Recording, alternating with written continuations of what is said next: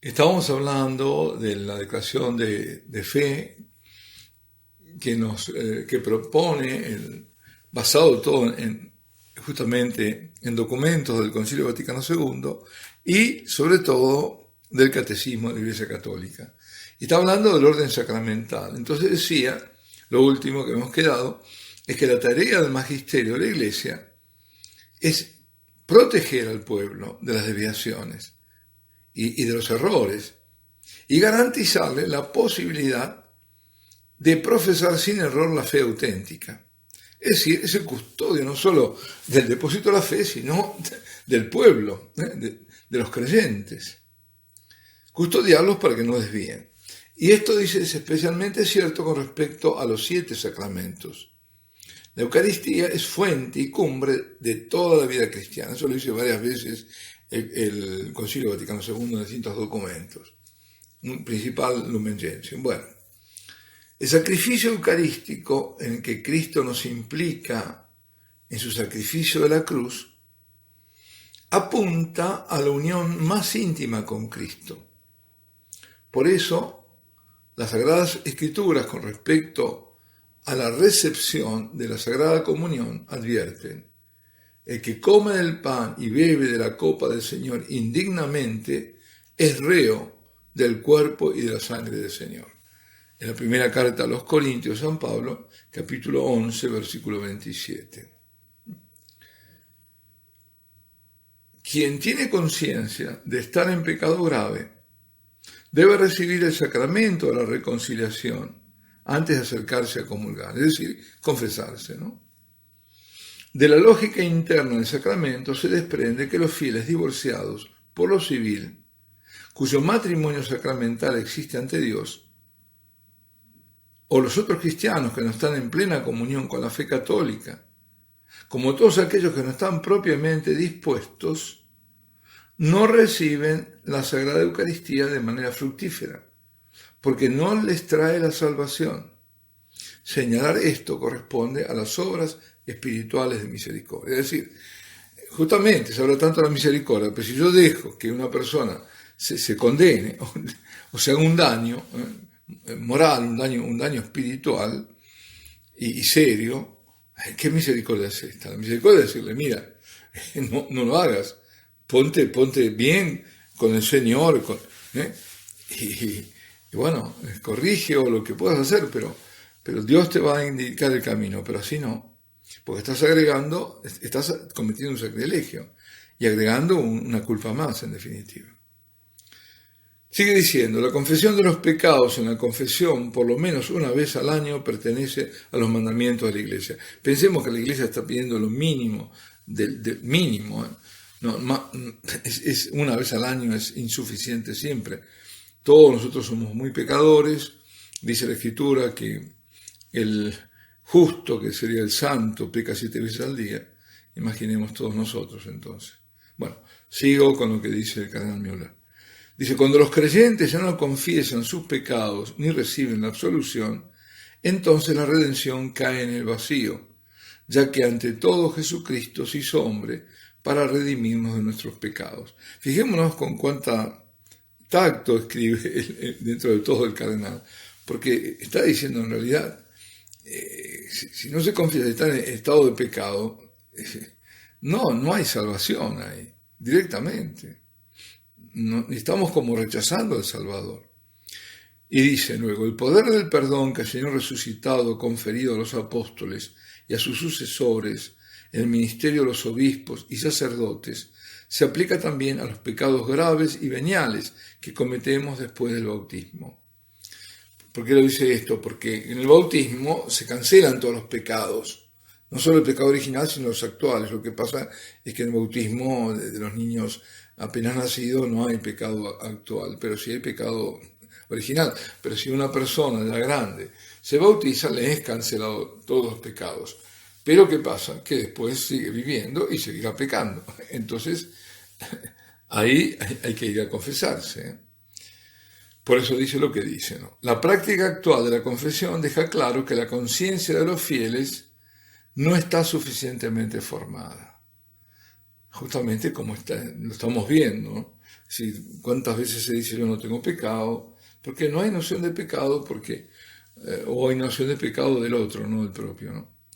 Y sigue diciendo, la misericordia de Dios nos es dada para cumplir sus mandamientos, a fin de convertirnos en uno con su santa voluntad, y no para evitar la llamada al arrepentimiento. ¿Claro? Es decir, la misericordia de Dios nos llama a que nos arrepintamos, y no para decir, no, como Dios es misericordioso, no hace falta que te arrepientas. No, no es eso, ¿no? Lo que te pide Dios, y nos pide a todos, es que nos convirtamos, y que convirtamos a su voluntad, ¿no? Después dice, el sacerdote continúa la obra de redención en la tierra.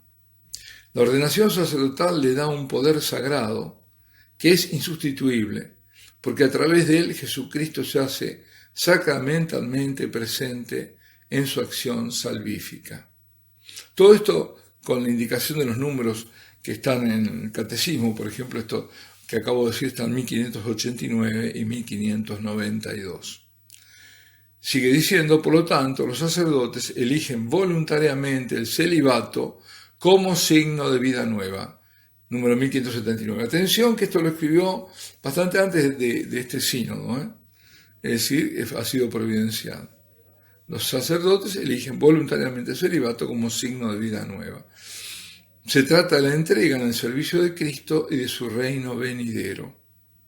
En cuanto a la recepción de la consagración en las 3 etapas de este ministerio, la Iglesia se reconoce a sí misma vinculada por esta decisión del Señor. Esta es la razón por la que las mujeres no reciben la ordenación. Asumir esto como una discriminación contra la mujer solo muestra la falta de comprensión de este sacramento, que no se trata de un poder terrenal, sino de la representación de Cristo, el esposo de la Iglesia. Bueno, el cuarto punto es sobre la ley moral. Dice, la fe y la vida están inseparablemente unidas, porque la fe sin obras está muerta. La ley moral es obra de la sabiduría divina y conduce al hombre a la bienaventuranza prometida. En consecuencia, el conocimiento de la ley moral divina y natural es necesario para hacer el bien y alcanzar su fin. Es decir, cuando uno busca el bien, y el bien, ¿quién lo da? Lo da Dios, que está bien y que está mal, a través de su ley, pues ahí el hombre realmente se logra y es feliz. Fuera de la ley de Dios no se puede nunca ser feliz. Sigue diciendo, su observancia es necesaria, habla de la ley moral, para la salvación de todos los hombres de buena voluntad, porque los que mueren en pecado mortal sin haberse arrepentido serán separados de Dios para siempre. Es tremendo, es así. Esto lleva a consecuencias prácticas en la vida de los cristianos, entre las cuales deben mencionarse las que hoy se oscurecen con frecuencia. La ley moral no es una carga, sino parte de esa verdad liberadora por la que el cristiano recorre el camino de la salvación, que no debe ser relativizada. Y de aquí va el quinto punto que está conectado, que es la vida eterna. Dice, muchos se preguntan hoy por qué la Iglesia está todavía allí, aunque los obispos prefieren desempeñar el papel de políticos en lugar de proclamar el Evangelio como maestros de la fe. La visión no debe ser diluida por trivialidades. Por el propio de la Iglesia debe ser tematizado. Cada persona tiene un alma inmortal que es separada del cuerpo en la muerte, esperando la resurrección de los muertos. La muerte hace definitiva la decisión del hombre a favor o en contra de Dios. Es decir, ahí se termina todo. Todo este tiempo que vivimos es un tiempo de prueba. ¿Qué elegimos? Estamos eligiendo nada menos que nuestra eternidad en cada momento. Entonces, una vez hecha la elección, se muere, una muerte corporal, y se acabó. Ya no hay más, no hay plazos posteriores, prórrogas, no lo hay, ¿no es cierto? Por eso dice, la muerte hace definitiva la decisión del hombre a favor o en contra de Dios. Todo el mundo debe comparecer ante el tribunal inmediatamente después de su muerte. O es necesaria una purificación, que es el purgatorio, o el hombre llega directamente a la bienaventuranza celestial y puede ver a Dios cara a cara. Es el cielo. Existe también la terrible posibilidad de que un ser humano permanezca en contradicción con Dios hasta el final y al rechazar definitivamente su amor, condenarse inmediatamente para siempre, o sea, el infierno. Dios que te ha creado sin ti, no te salvará sin ti. Esa frase famosa de San Agustín, ¿no? El castigo de la eternidad del infierno es una realidad terrible que, según el testimonio de la Sagrada Escritura, atrae hacia sí a todos aquellos que mueren en estado de pecado mortal. El cristiano pasa por la puerta estrecha porque ancha es la puerta y espacioso el camino que lleva a la perdición, y son muchos los que entran por ella. Eso lo dice el Señor, nada menos, en Mateo 7, versículo 13. Ocultar estas y otras verdades de fe y enseñar a la gente en consecuencia, es decir, en consecuencia significa enseñar que no existe nada de esto, es el peor engaño de que el catecismo advierte enfáticamente.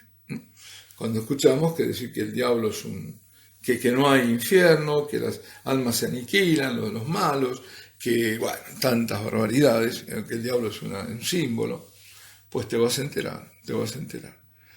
Y ese, lo que dice el cardenal Müller, es el peor engaño, y ese catecismo advierte con énfasis. Dice, representa la prueba final de la Iglesia y lleva a la gente a un engaño religioso de mentiras al precio de su apostasía de la verdad. Se está refiriendo al número 675. Ese engaño, esa apostasía de la verdad, lleva a la gente a ese engaño de mentiras al precio de esa apostasía de la verdad, de rechazar la verdad. Es el engaño del anticristo. El 675 está referido al anticristo.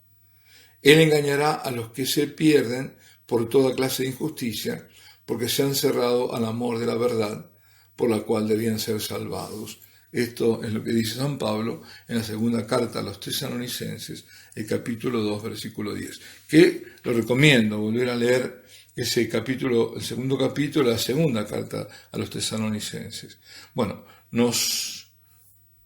vamos a terminar porque lo tenemos aquí.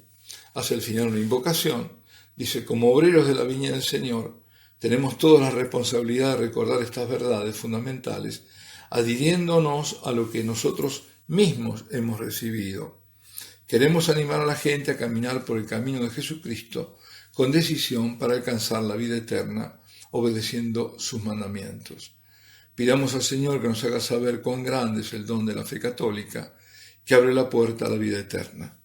Porque quien se avergüence de mí y de mis palabras en esta generación adúltera y pecadora, también el Hijo del Hombre se avergonzará de él cuando venga en la gloria de su Padre con los santos ángeles. Marcos 8:38. Por lo tanto, estamos comprometidos a fortalecer la fe en la que confesamos la verdad, que es el mismo Jesucristo. Estas palabras también se dirigen en particular a nosotros, obispos y sacerdotes.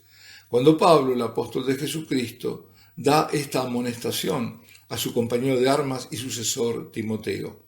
Te conjuro, en presencia de Dios y de Cristo Jesús, que ha de venir a juzgar a vivos y muertos, por su manifestación y por su reino, proclama la palabra, insiste a tiempo y a destiempo, reprende, amenaza, exhorta, con toda paciencia y doctrina, porque vendrá un tiempo en que los hombres no soportarán la doctrina sana, sino que arrastrados por sus propias pasiones se harán con un montón de maestros por el prurito de oír novedades. Apartarán sus oídos de la verdad y se volverán a las fábulas.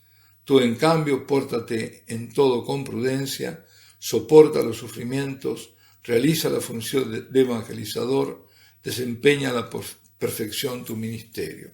Está en la segunda carta a Timoteo, capítulo 4, 1 al 5, los versículos. Que María, la Madre de Dios, nos implore la gracia de aferrarnos a la verdad de Jesucristo sin vacilar. Unido en la fe y en oración, Gerhard Cardenal Müller, prefecto de la Congregación para la Doctrina de la Fe, desde el 2012 al 2017. Alabado sea Jesucristo, sea por siempre bendito y alabado.